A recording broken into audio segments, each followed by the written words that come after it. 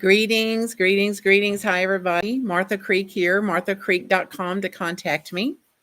Referencing Holy Moments, a handbook for the rest of our lives, a handbook. This has been sent out to you, many of you that are watching and listening to this. I hope you've enjoyed it. And if you haven't, that you break it open now and read at least a snippet of it. And I'll be exploring this in March for a 4-week series on Tuesday nights, and the details about that are included here. And you can find it at the in the e-communications as well. The topic is then how to fill our lives with holy moments, how to make a life full of holy moments. So holy moments is described here literally as a single moment in which you open yourself to God. You make yourself available to God.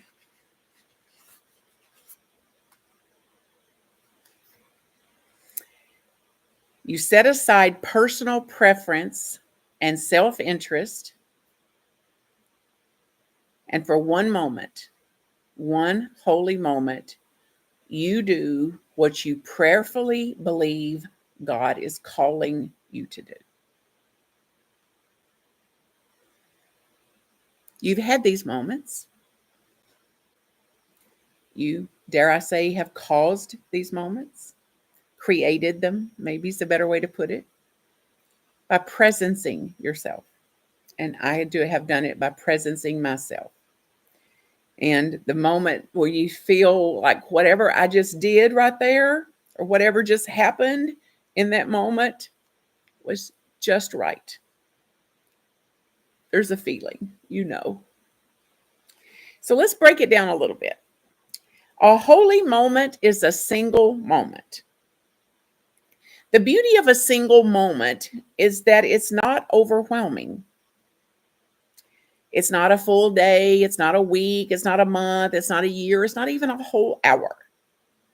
A moment. One moment. In that one moment, that one powerful moment, you discover what you are capable of doing. Something you didn't think you're capable of, maybe. I often say, you could have shown me a clip of my life, of something I'm capable of doing. You could have shown me a clip of my life that this will happen in the future, and I wouldn't have been able to believe it. So it is a moment where you discover what you're capable of doing and what you're capable of being. Both discoveries will amaze you. You're amazed at what you can do, what you are doing, what you are being. A holy moment in which you open yourself to God. Are you open to God?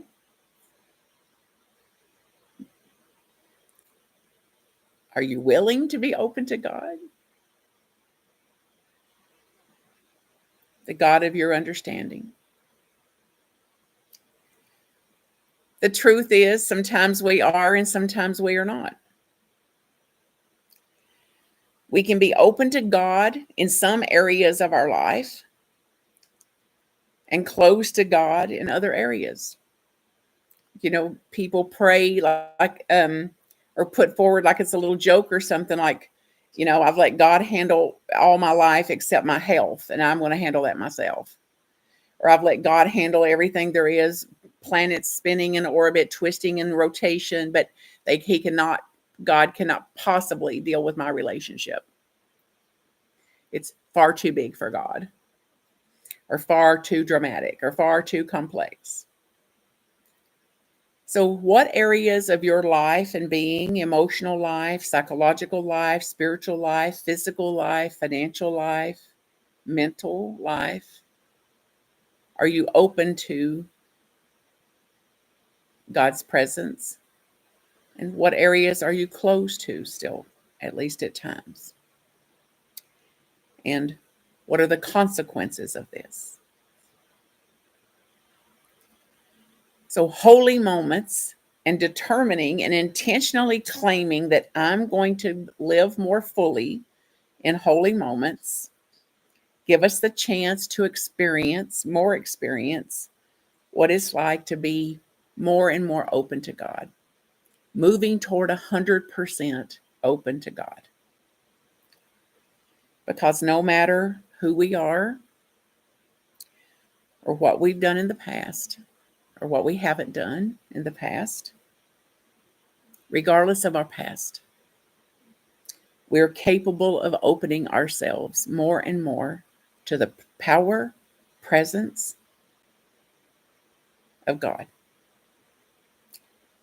for one single moment, at least one single moment. So make yourself available to God. We claim we're available. Are we really? If you want to see miracles and be a miracle maker, be part of miracle making, make yourself available to God. Because as we make ourselves available to God, amazing things happen. Sweet things happen. Delightful things happen. Even relief.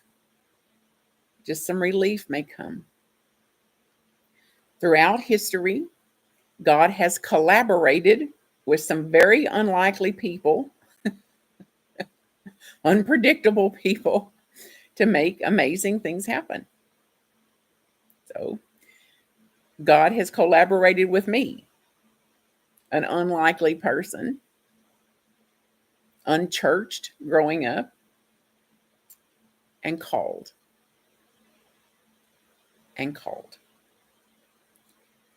to make some miraculous things happen. So God is available to us, always 100% available to us.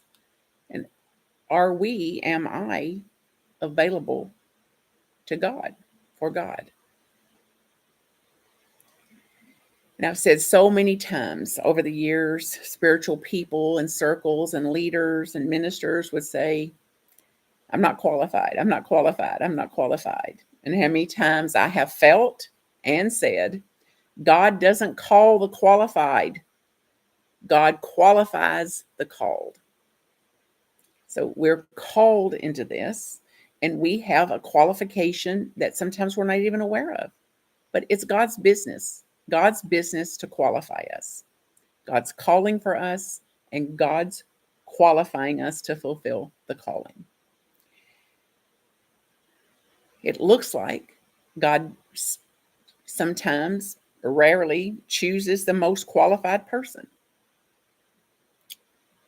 or the people in positions of power or authority.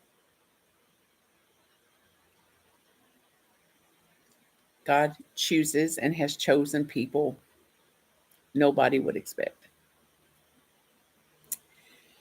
When God is when you're available to God, when I'm available to God and open to collaborating with God,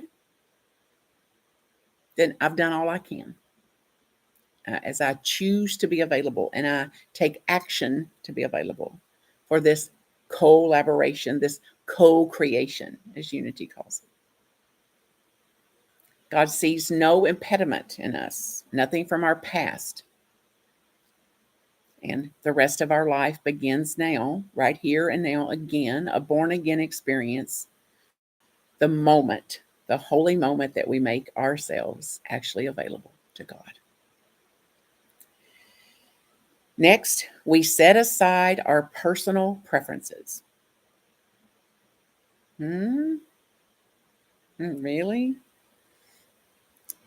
Personal preferences are great. We can't help them. We can't help that we like what we like and we want what we want and we want it when we want it. We prefer certain types of food, certain types of music, certain types of expressions, even movies, books, authors, sports, animals, cities, places, countries, climates, Florida in the winter. We all have personal preferences. Tons of them, actually. But our preferences don't stop here. We also prefer a specific outcome. it better turn out that way. And I mean it. And after all I've done for God.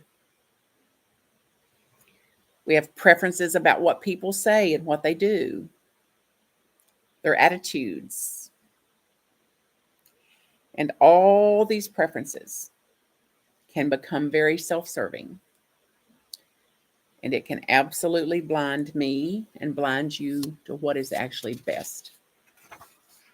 Blinded by our preferences. Maybe better said, attached to, demanding about our preferences. Welcome to hell. God may desire what we desire. God's preference may be the same as our preference. However, in order to find out, we've got to set aside our personal preference, at least at times, to see what might be even better than this. How could this be even better? If the universe is friendly, how could this be even better?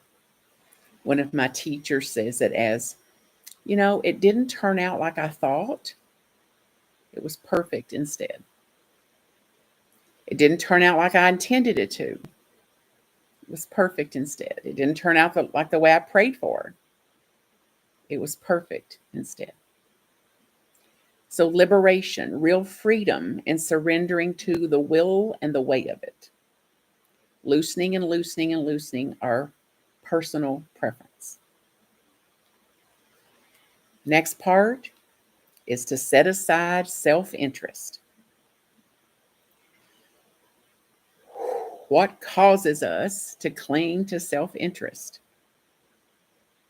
Threats to our security, our value, our power, where we even aggressively defend our self-interest and pursue our self-interest. Because we believe if we don't look out for ourselves, nobody else will. So survival is actually triggered. It's a survival mechanism, although it's not true, a perceived threat, not actual threats. It is in the fruit of every person for themselves. Mindset, thinking. This also has its roots in very medieval times. So it's prevalent in today's culture. And this approach is a fundamental denial of God's providence. God will not take care of me. So I have to take care of myself. This is what this type of mindset proclaims. Versus setting aside my self-interest and living in certainty and in faith, even if it's very, very scary, that God is very committed to me, to my flourishing, to my expressions, to my availability.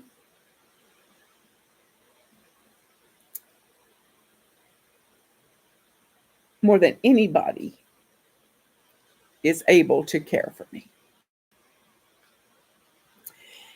And getting what we want does not make us happy ultimately, because we get what we want. And as soon as we get what we wanted, we've got a list of 100 more things we want. Not enough, not yet. But.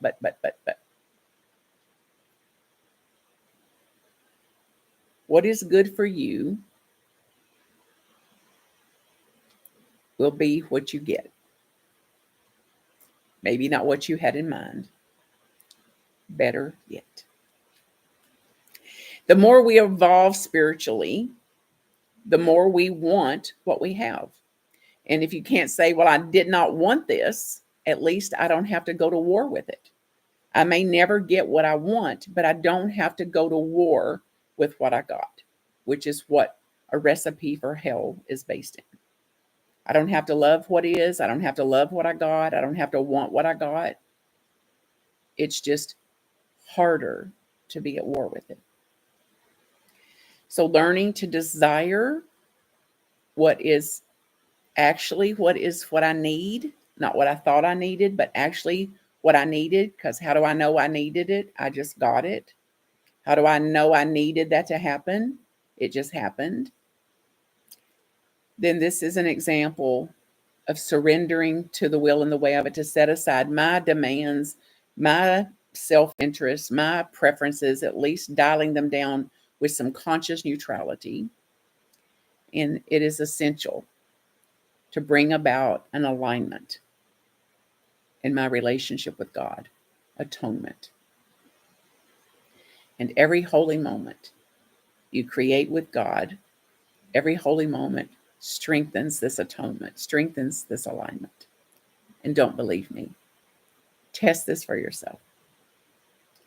You can set self-interest aside, at least to some degree, knowing and believing or daring to believe that God always has my best interest in mind, no exceptions. And we're only talking about a moment here. Again, only one moment. And yet, every time I set aside my self-interest for a holy moment, I discover more and more and more that true safety, the only safety there actually is, the only power there actually is in God, universe, source, whatever is your word for creator. And then for only one moment. The idea that leads most addicts to relapse, for example, is the idea that they can never do it again. Alcoholics in recovery are taught not to think about ever having a drink again. They're encouraged to take life one day at a time. And I heard somebody just a week ago say, I may actually drink again, and it won't be today. I may actually do that again, and it ain't going to be today, or it ain't going to be in this moment. Those that are successful with this approach find themselves then stringing together months and years and even decades of sobriety, of a new happiness, of a new power, moment to moment and day by day. We're talking about, again, one single moment here, one moment at a time, one holy moment at a time. We're not even talking about life one day at a time. We're talking about life one moment at a time, one interaction at a time, one response at a time, one text at a time, one email at a time, one phone call at a time. And it's essential to remember this at every point of our journey. We're simply trying to find out what is possible. And we're trying to find out what is newly possible for us, filling our lives with holy moments. And once we understand this and comprehend this at a greater level, the power and the possibility that these moments hold is soon to dawn on us. And I believe a momentum comes from it. That's true for me. I can tell you, I get a life energy, a vitality, some tail wagging when I start stringing together a few of these moments at just what is possible. Holy moments are not passive. They don't just happen. We make them happen in collaboration with God, with making ourselves available to God. So we're choosing to some degree this grace-filled, prayer-filled, empowered, moment-to-moment, holy moment living based on what we prayerfully believe. Prayer-guided action, prayer-guided responsiveness, prayer-guided the way I'm going to answer that text or that email. So to seek God's counsel before I act. So before I fire off that email, or before I fire off that text, to presence myself pause, presence myself, and align myself with the will and the way of God in this moment. The Holy Spirit yearns to be our coach, to mentor us, to advise us, and to guide us in these every little moment of our life. And I've never met anyone who relied too much on the Holy Spirit or too often. And though I can say I rely on the Holy Spirit a little too rarely. To do what God is calling us to do. What is God calling you to do? What is God calling you to be?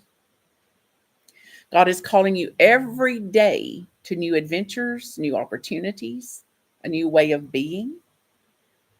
God often sends them as disguised. Have you noticed? Like, surely it wasn't that. Surely it was that. The Holy Spirit wants to guide us in wisdom in each of these moments of the day.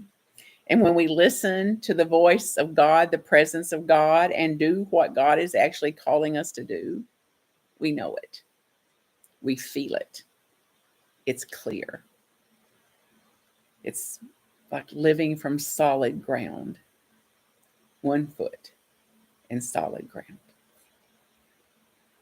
So we live more deeply fulfilling lives, more delight in our lives.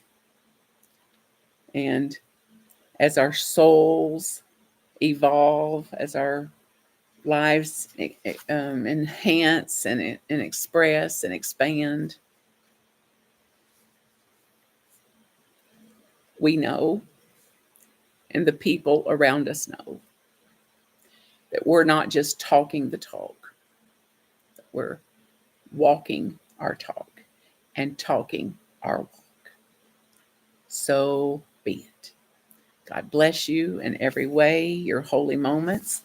Please join me in March for the coursework and more delving in here. And if there's a way I can support you, marthacreek.com to contact me directly. Biggest blessings, all my love in this extremely holy moment now.